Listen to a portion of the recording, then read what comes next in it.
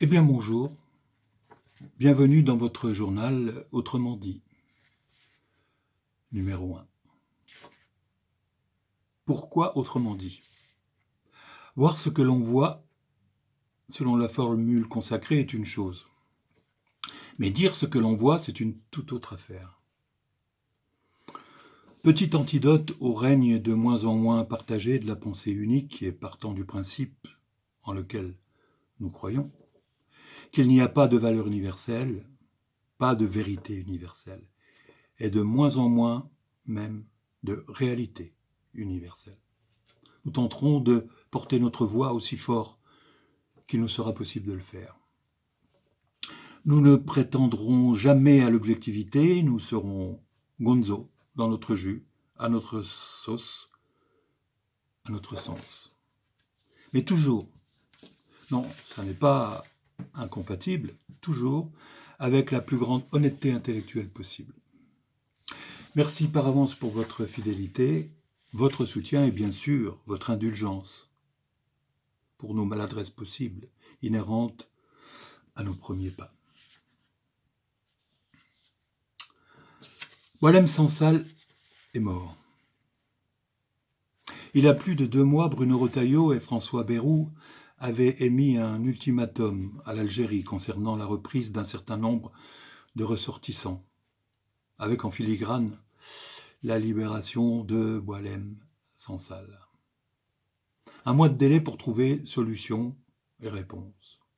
Sinon, gare au traité de 1968 qui privilégie largement l'Algérie dans ses échanges avec la France, échanges de population en particulier. Plus d'1 mois est passé depuis la fin du délai, largement plus. Et c'est silence radio, c'est l'omerta totale. Tant du côté du ministre de l'Intérieur que du Premier ministre. Nada, pas un mot. Boualem Sansal est mort, ou comme si. Alors certes, il y a eu la sévère fessée présidentielle de la part de Jupiter en chef. Sévèrement tensés, les 2 protagonistes de l'histoire, humiliés par ailleurs par le président Tebboune, sont aux abonnés absents sur la question.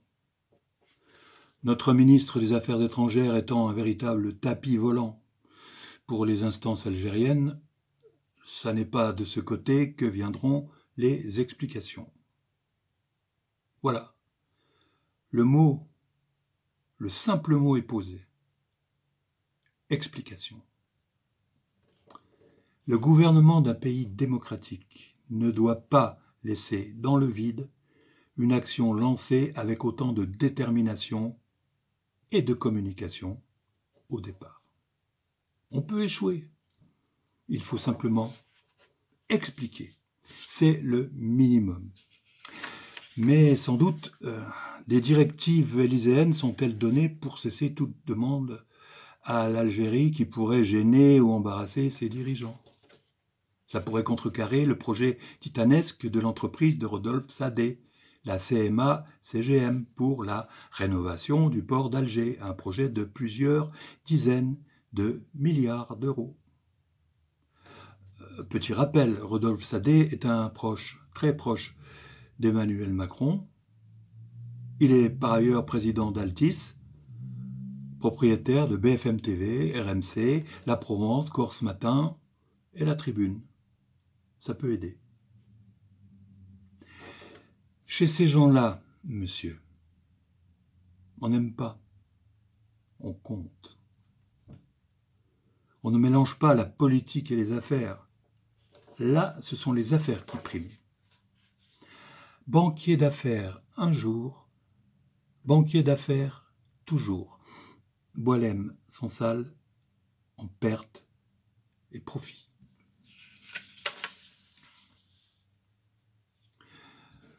Notre inénarrable Premier ministre Bayrou va ramasser les copies et tenter synthèse, et on ne sait quoi d'autre, sur l'épineux sujet de la réforme des retraites. Cette réforme des retraites. Autrement dit, la foire à la décote. Que signifie en effet une réforme aussi dure sur les retraites avec report d'âge de 2 ans dans un pays où 65% des seniors de plus de 60 ans sont sans emploi?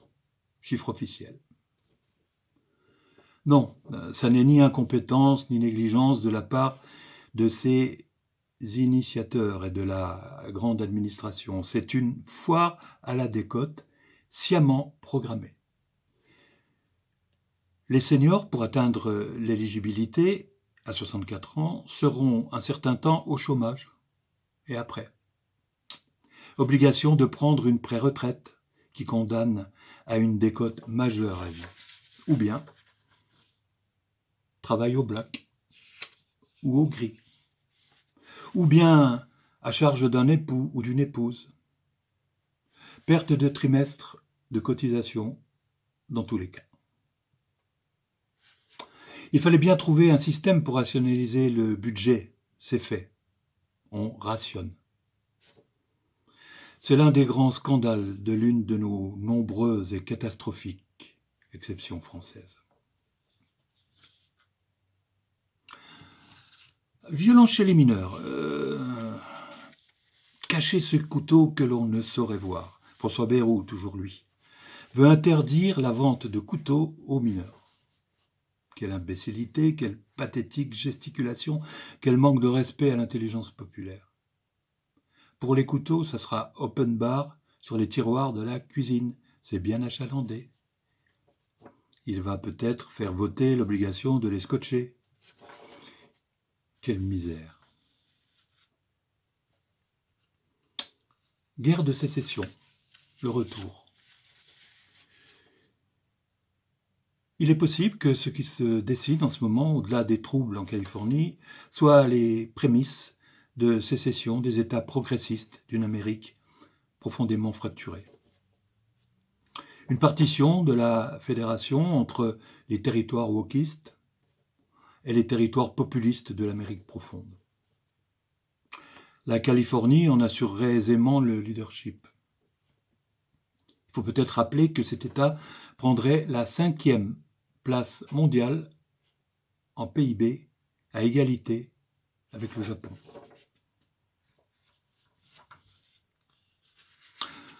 Quelques brefs peut-être, un peu de légèreté, quoique.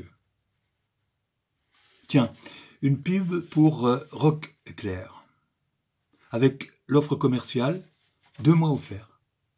2 mois de quoi? De sursis? De sédation profonde?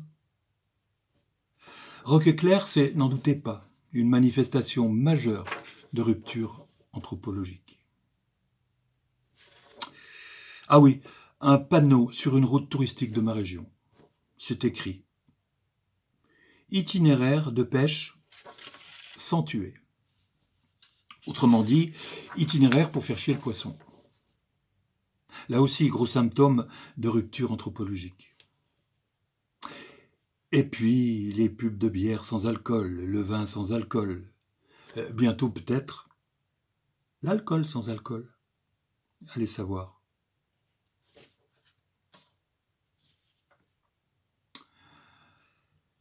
C'est ainsi que se termine notre premier journal Autrement dit. Il me reste à vous souhaiter une excellente fin de journée et à vous donner rendez-vous vendredi à 18h sur Cabaret Voltaire TV.